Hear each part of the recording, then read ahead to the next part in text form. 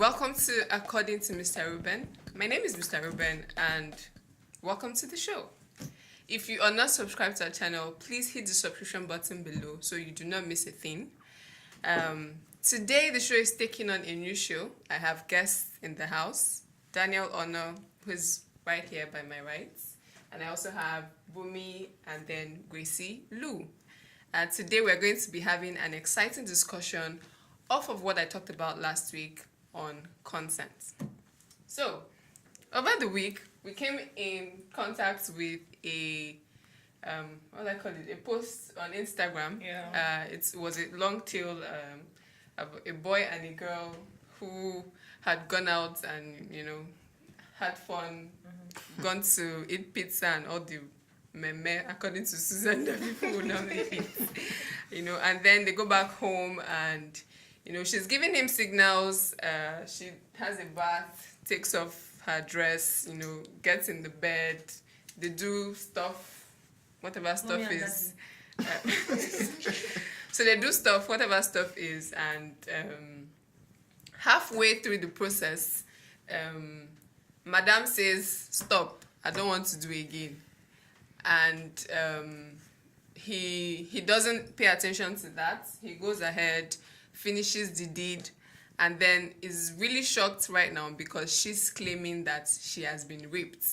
And he's asking, did I rape this girl or did I not?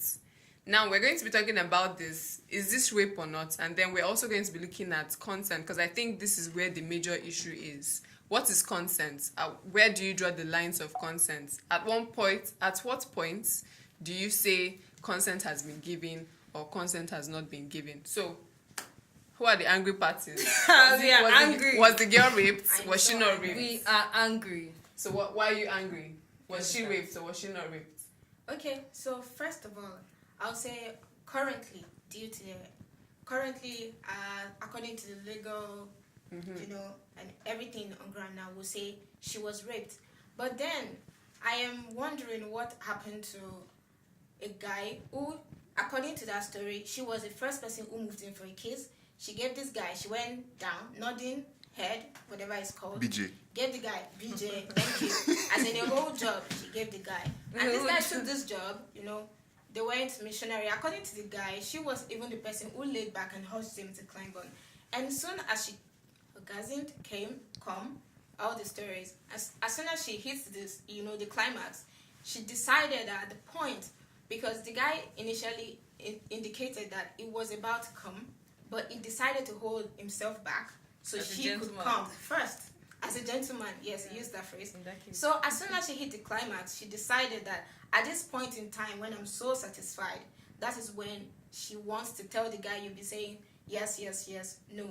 So at this point, I think that females are going to throw this rape card around, and I think the legal rights or legal discussion about this thing has to be changed to make sure that rape is not being thrown around at anything, because that girl,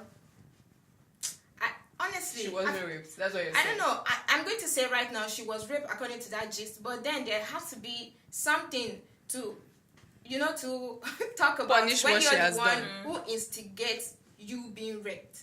I mean, she was the first person who said, "Let's do this thing," and at that point where your yes can sound like no, your no can sound like yes, she decided to say she's no longer giving her consent. So I am going to say the legal discussion about this. So you're saying is the legal arm of this entire. Yes, it has to be revised. Grace, why are you angry? Hello, everybody. Something has Something just happened right now, and I'm very angry. Okay. When I read this, it's a very interesting story. When I read it, I was just laughing. I was laughing. And honestly, like the first time we argued about this, I was all about it is not rape. And I don't know, but okay, see, let me just be very honest with you guys. She was not raped. Technically, if you are talking about consent now, as she said in the legal angle, she was maybe in, like, if you're talking about legal this now and technicality, she was raped. But in real life, she was not raped, as far as I'm concerned. First of all, you carried like this is just a clear case of an average Nigerian female who has indulged in sexual relations, and then afterwards she's feeling guilty, maybe because of the kind of orientation. You know, when we're growing up, it's not like other people out there who are very exposed. Your parents, the only sex education you get from your parents are. It's not to have sex. If you exactly don't go and mess up. They'll tell you don't go and mess up. Your parents cannot even call those words by their names. They cannot even call you your vagina. They cannot say it to your face. They'll tell you your woman part. parts. Use that word. Or they'll use some very. My name. mother told me when I started my period. I think that was junior secondary school. She was like, "Now you're a woman," and I remember being very confused because I was not a little girl, and I was like, "How am I a woman?" And she was like, "You're a woman because you're starting your period. If a man touches you, now you're going to get pregnant." And although shout out to my mom, she gave me a level of sexual education. She was like, abstain because you don't know, you're not ready to be responsible for a child, and even if you get pregnant, which is even better according to her than having an STD. So my mom gave me to a level of sexual education which I cannot say like passes on for the other crowds. I've heard very crazy stories like parents telling their child, oh, if a guy hugs you, you get pregnant. So I'm sure this girl is just like one of us. She has one vague sexual orientation, and then she decided to taste the forbidden fruits, like when people have tried, and then when she now did it, she was enjoying the act, and then Mama now decided to start feeling guilty, and now she now decided to, maybe because of the whole #MeToo movement going through and its whole sense, it being so sensational online, she decided to try it out and pull out this card and be like, Baba, you raped me. How? I think, let me come in here. I think we're missing one point in the entire gist, right? Now, so at some point, and this is what both parties agreed on, at some point she told him blatantly, stop. Yeah. I don't want you to continue. And he says blatantly that he did not pay attention to that because, and he said he pinned her down. These are words that, if personally, I think rape came in here somewhere. I think the first thing that got to me is when I read the story, he said rape. I think rape is too strong a word to be used. I think true that. So what was the alternative? No, I don't know. What's the alternative words you have used? I think because I think she has a right to be angry. Everyone has a right to whatever it is they feel like. And I think it could be assault. But back in the day, probably when we were younger, rape was something very serious. Rape was like so a guy from the get-go assaulting you, doing crazy stuff. It was something that everybody, but I feel the way we are going now, people would not see rape as something, because if I tell the guy, I'm talking from the guy's angle now. Like, for example, she's saying, okay, she told the guy to stop. Like, I keep saying 98% of guys will not. It's just too hard. Especially when the guy is about to climax and hits the head on the leg, you tell him to stop. It's very, very difficult. That's the point I'm trying to make. Yes, she can come and tell the guy, see, I don't like what you did. I'm angry. I told you to stop. You didn't stop. But not trying to throw the rape. When I heard rape, I was like, what goes to my mind is rape is like, this guy, maybe the guy lured her in, deceived her. Not even drugged her, but probably deceived her, told her, I'm not going to do anything. At some point. But then, aren't we restricting ourselves? Because now when we say, oh, rape is supposed to be something very serious. Yes. It's like, so you have to bind the girl, gag her mouth. No, we're not saying that. No. The interesting thing I learned from the argument earlier on is that rape is not, as you said, should not be like secluded to forcefulness. Yes, or like those extreme cases, as you said. And like that argument alone made me understand the very meaning of consent. So it means that if a girl is having sexual relations or a guy, and during that process, the person is feeling uncomfortable, or in this girl's case, selfish. Yeah. That's what I think. Exactly. And the person says stop. Like, having gone through this whole consent thing, you should actually ideally stop. But now I'm being very sentimental about this because this is a very sentimental issue. It's a very sensitive situation issue. that could happen to anybody. I mean, this is just clear silliness on the girl's part. You cannot just, after indulging in all these things, you enjoy yourself. Like, this is just clearly selfish. She clearly enjoyed herself to the very end. And this guy was just like few seconds away from enjoying himself to fully. And then you tell him no, and he goes ahead to enjoy himself, and then you're coming to forcefully. Yeah. Well, Probably. well, that changes the narrative. It might not be so forced, but then it's you not. have- It was not with our consent. But I think what needs to be clarified, because if we want to move ahead as society with this kind of laws, we're going to be having lawsuits of rape and different cases in the hundreds or in the thousands. Yeah. So I think what this needs to be defined, and they have to take into cognizance the men, because they're taking all this law now is just the women. The women said no, and that's it. But you're not taking into cognizance the man, because sometimes, and a lot of people fail to understand, people can take advantage of laws. And that's the truth. So if one can say, well, I'm not, for whatever reason, stop. And you know, naturally as a human being, the guy, especially hormones is working. That's the thing. His brain is not working. Your brain has shut down at that moment. Your hormones are the one working now. So it's very difficult. So we need to be a way that is balanced. So it's not just one-sided. That's all I feel. It should be balanced. So I'm going to ask a question, as in the big question, like, can it be said that in this situation, can you prove that rape has occurred? Because naturally, if you're taking a rape case to court, you have to provide, say, hospital, hospital, maybe a doctor's report or something. And naturally, if it was a rape, there should be an indication that, say, forcefulness has been applied. You mean like bruising? No, I think there's a fundamental problem with that question, but continue. Okay, so I'm going to say, how do you prove, aside as saying no, which could actually, let's say she could be delirious and she's saying yes in a no form. It could happen. So how do we prove, for example? The Stop It, I Like It movement is just fading away. First of all, that should fade away like completely, because if you don't allow it to fade away, it's going to land you in more trouble than you realize. Yes. But secondly, how do you prove, for instance, that Larry Nassar assaulted all the teenage girls that came out in 2017 to complain about what he has done to them 5-10 years afterwards? Okay. I think there must have been a recent situation that sparked that. There wasn't. It was the Me Too movement. Somebody came out and said, this is what happened with myself and this guy when I was this age. And then 2 women came out, 3 women came out, 4 women came out. These are all young girls. These are their testimonies against his. I mean, there were no physical evidence. There was nothing like that. Numbers, doesn't the number count? The number, if 5 people, if all the people who have said Harvey Weinstein raped us or assaulted us, if the court cannot prove that any of those situations happened, nothing is going to happen to that man. Let's be frank. That's the way the law works.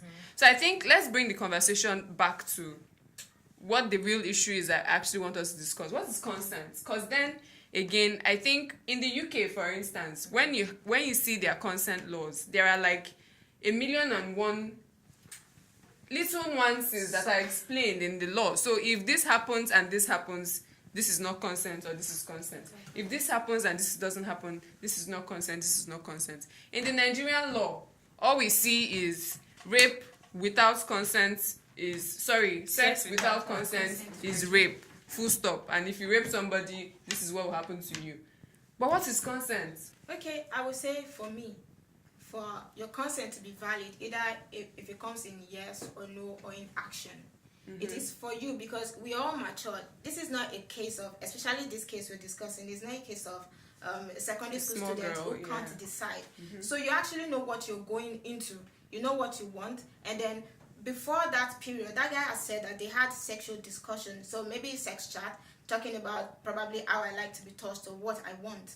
So definitely when you're going into it, you should know that this is going to result in some way, and it is going to be very selfish of you to, I read the meaning of sexual intercourse, and it's like either for reproduction or sexual enjoyment, pleasure to enjoy. Exactly. So if you have pleasure and I don't have pleasure, it's not ideal. It's not I think ideal. that's one of the things why a lady will come out in a marriage to say, my husband is not satisfying me. Do you understand? Or not satisfying me, whatever that is. So now we have to be sure that if you're above 18 and you're with a guy and you said yes in the beginning, honestly, if you're no longer interested, do not allow him to penetrate before you're saying nonsense, saying you don't want. And if you are sure that you don't want it, you have to be vigorous with it, that people outside can step in and say she does not want any other in case it's... What if we're in our bedroom and nobody's seeing us? Most times that's where it happens. But honestly, that is what I'm saying as an adult. That's why I said, I said something when we were arguing earlier, and I said, if you don't want to have sex, if you don't want to get fucked, stay in your house. Honestly, because a whole lot of time, you have to look out for yourself, and you're an adult, and it's one of the things your parents had spoke to you about. In addition to that Nigerian law of consent being proved, I mean, you cannot just say sex without consent is rape, full stop, and blah blah blah. You cannot just stop like that. Cases like these are things that are minor cases. You won't should be covered by the law. Yes, exactly, and should be specified. People should be educated on consent, because a whole lot of guys do not know. In as much as I'm here defending the guys and playing devil's advocate, if a girl tells you she doesn't want to do again, bro, leave her alone. That is it. Even if you are a millisecond to coming, just stop, because according to the law, it's rape.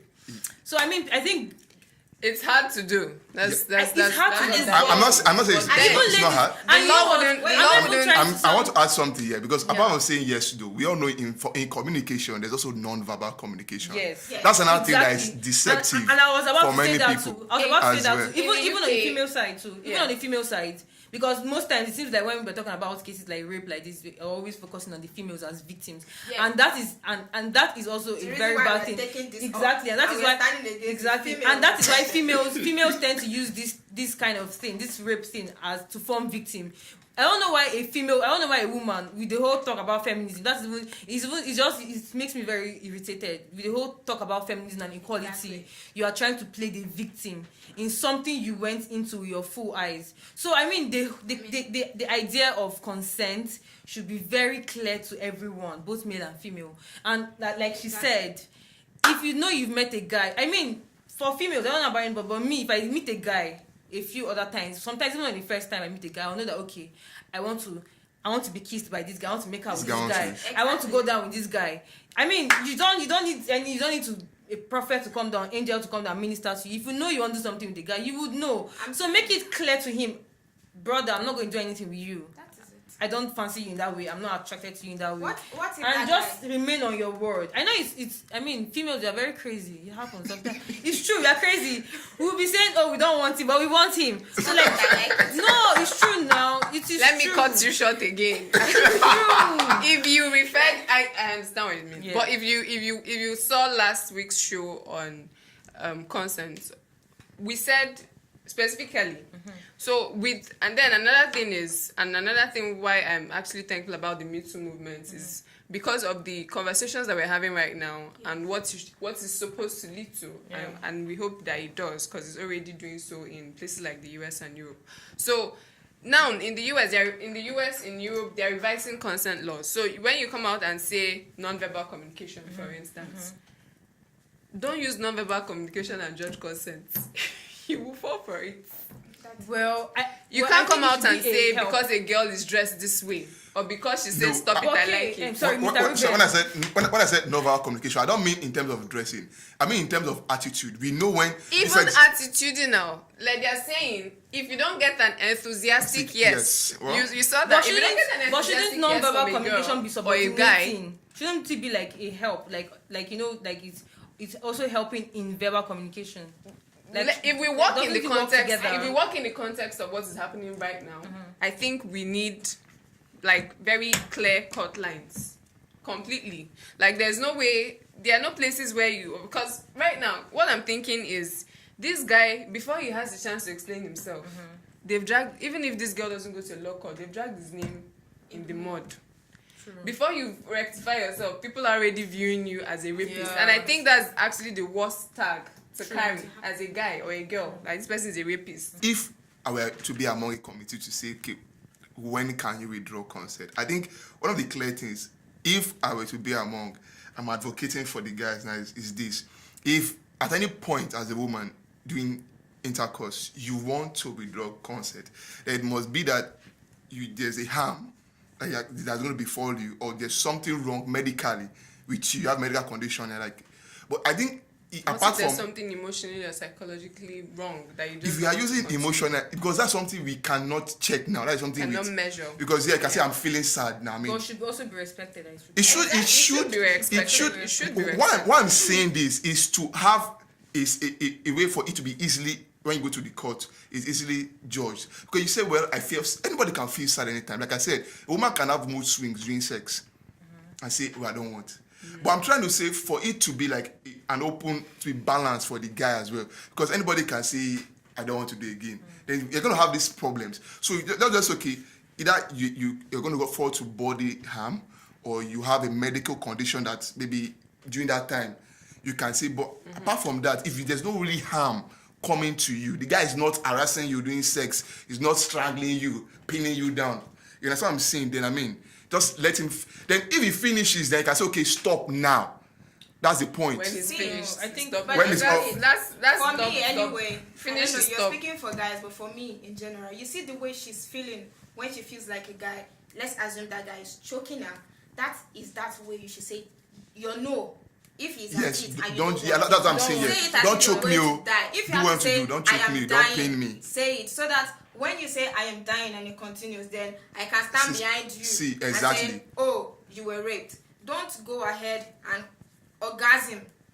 And you have that feeling of I'm so done in your head, and the only thing you could say is no because you're so done, and you made that no sound as if that guy was hurting you or the guy was taking advantage of you, because that was what that girl did, which was plain selfishness. So girls have to be you have to be very decisive. If you're not disciplined, go to your mom and let discipline all over again. We come to the end of the show right now. Thank you guys for coming on the show. I think our take home or our takeaway conclusions will be that so the Me Too movement is here and it's here to stay. I don't think there's anything we can do to change that apart from trying to revise our laws, trying to revise our ideals about sexuality, about sex, about consent as well. But what we need the most is to get to a point where our laws are Up to date. yes, and so that they're able to cover the reality of what we have on ground right now in terms of sex offenses and the likes. So join us next time on According to Mr. Reuben. Be sure to follow us on our social media pages, Amore Nigeria, Twitter and Instagram, and Amore_Nigeria, Yeah. Twitter and Ask Instagram. Amore. And then Amore Nigeria on YouTube and Facebook. Till I see you again, bye for now.